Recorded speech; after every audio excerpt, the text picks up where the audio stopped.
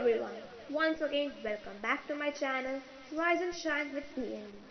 If you have not yet subscribed my channel, then pause the video here itself and click the red subscribe button down there. And also click the bell icon to receive all new notifications from my channel. So friends, today I'm back with the Belief 4 of our series Painting the 10 Colors of Excellence. Friends, if you have not watched the Belief 1, 2 and 3, then watch it now itself before you watch this Belief 4 video, because it is most important to go in a sequence, whether it is a live or a video. You will get the links in the description box, and if you are our Hindi viewer, then you could get these videos live at 6 p.m. at the evening. So friends, I have given the links of both Hindi and English videos in the description box. Okay friends, let's start our Belief 4. You don't have to be the best to reach the first. Let me start this Belief 4 with a quote of David Brinkley.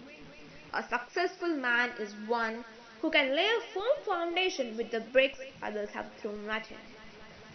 So friends, every year, Australia hosted an 875-kilometer endurance race from Sydney to Melbourne.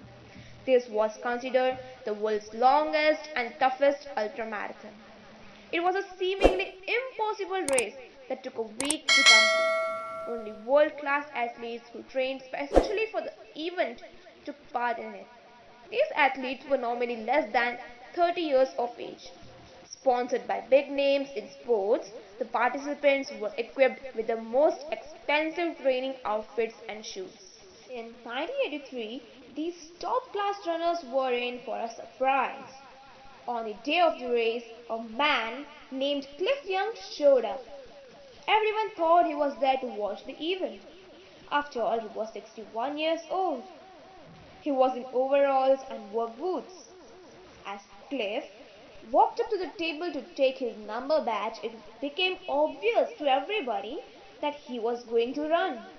He was going to join a group of 150 world-class athletes and run the marathon. Everybody thought it was a crazy publicity stunt. But the press was curious. As Cliff took his number and moved towards the pack of runners in their special and expensive racing outfit, the cameras focused on him. Reporters asked, "Who are you and where are you what are you doing?" "I'm Cliff Young. I am from a large sheep ranch outside Melbourne. And yes, I'm going to run the race. I got no backers, but yeah, I can run." Continuing. "See, I grew up on a farm where we couldn't afford horses or four-wheel drives. The entire time I was growing up until about 4 years ago when we finally made some money and got a four-wheeler. Whenever the storms would fall in, I had to go out and round up the sheep. We had 2,000 sheep across 2,000 acres. Sometimes I would have to run for the sheep for 2 or 3 days. It was tough, but I would catch them. I believe I can run this race. It's only 5 days. I have run for sheep for 3 days, so I can do it." It was hard for media and watchers to believe that this old man could pull it off. When the marathon started, the professional runners left Cliff behind in the working wounds. The crowd laughed and ridiculed him because he didn't even run properly. He appeared to jog leisurely, shuffling like an amateur. The 61-year-old potato farmer from Beach Forest had started a tough race against world-class athletes. All over Australia, people watched the live telecast and kept praying that someone would stop this crazy old man from running, because everyone believed he would die before reaching halfway across Sydney. Every professional athlete knew for certain that it took about 7 days to finish the race. In order to compete, athletes had to run 18 hours and sleep 6 hours. Old Cliff Young did not know this. The morning news about the race was aired. People were in for another big surprise. Cliff was still in the race. He had jogged all night to a city called Mittagong. Apparently, Cliff did not stop after the first day, although he was still far behind the world-class athletes. He kept running. When he got to a town called Albury, he was asked about his tactics for the rest of the race. He said he would run through to the finish. He kept running. Every night he got just a little bit closer to the leading pack. By the last night, he passed all the world-class athletes. By the last day, he was way in front of them.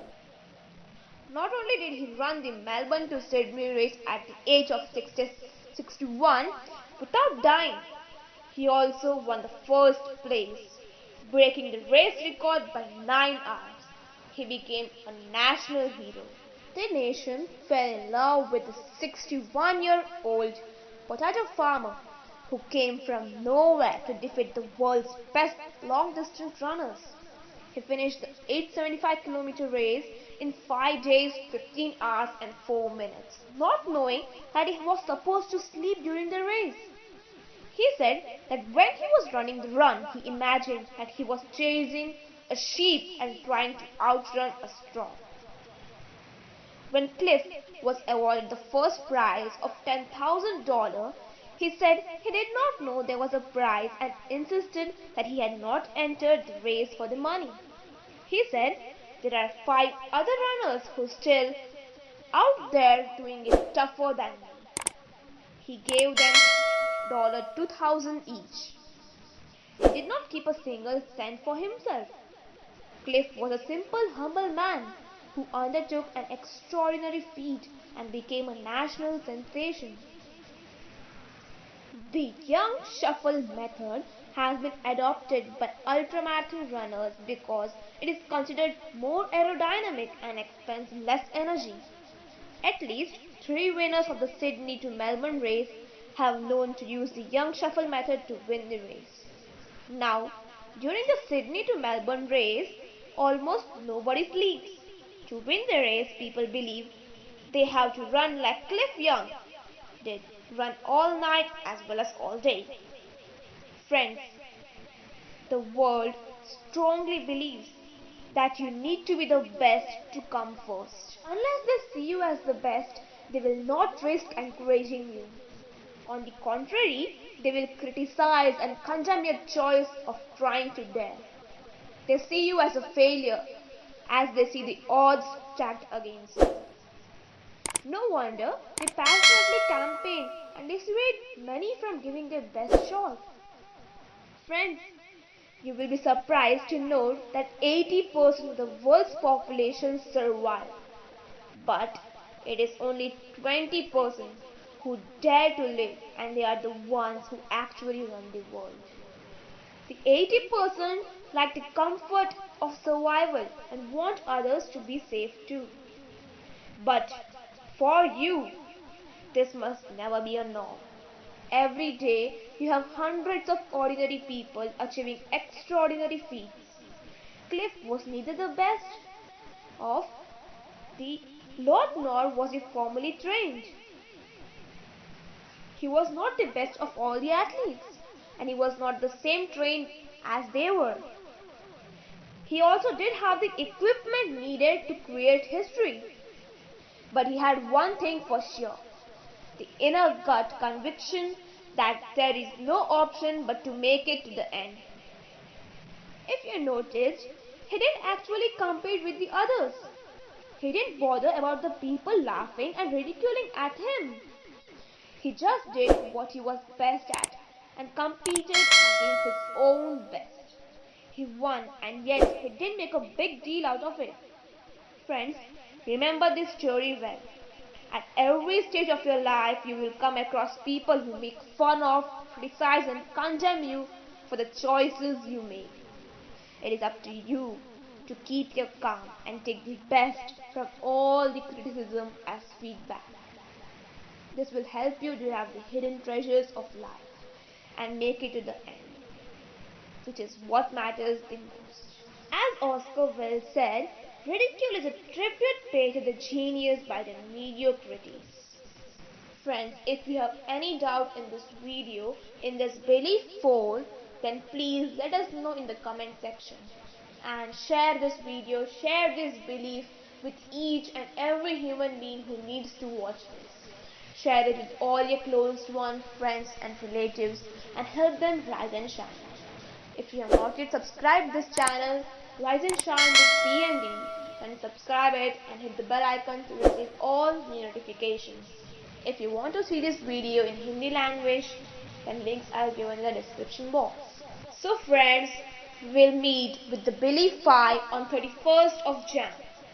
Till then, bye bye and take care.